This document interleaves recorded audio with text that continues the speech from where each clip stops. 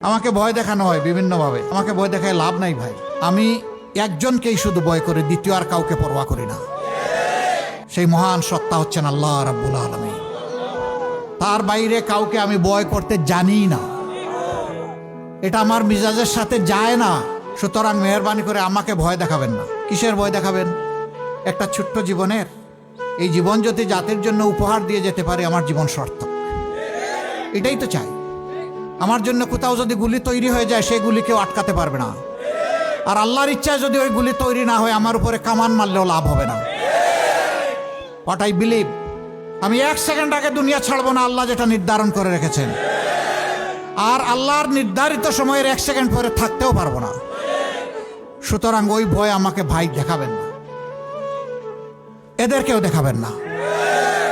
আমরা সবাই এক আল্লাহকে ভয় করি ইনশাআল্লাহ তাআলা আজিম। সেই আল্লাহ তাআলার ভয়ের ভিত্তিতে মানুষের প্রতি সম্মান আর ভালোবাসা দেখে ভালোবাসার বাংলাদেশ আমরা গড়ব ইনশাআল্লাহ। আপনারা সাথে থাকবেন তো? এই এলাকার সমস্ত সমস্যা, ড্রেনেজ, জলাবদ্ধতা, তারপরে ময়লা আবর্জনার ম্যানেজমেন্ট, তারপরে ময়লার ভাগাড় হয়ে গেছে 3টা চ্যানেল বা ছড়া, মাদক, অস্ত্রের ঝনঝনানি, সন্ত্রাস, চাঁদাবাজি।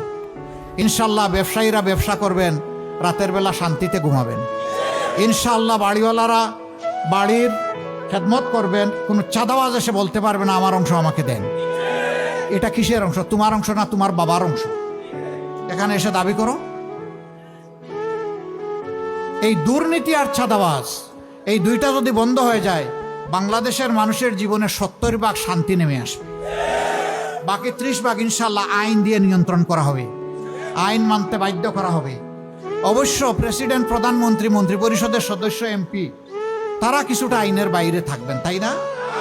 না, একজন সাধারণ মানুষকে যে অপরাধের কারণে শাস্তি দেওয়া হবে, দেশের প্রেসিডেন্ট, প্রধানমন্ত্রী যদি সেই অপরাধ করে থাকেন, কাউকে ছাড় দিয়ে কথা বলা হবে না। মা বোনদের কাছে, আপনার পরিবারের সদস্যদের কাছে, প্রিয়জন আপনজনের কাছে আপনারা আমাদের এই কথাগুলো ভালো লাগলে পৌঁছে দেবেন।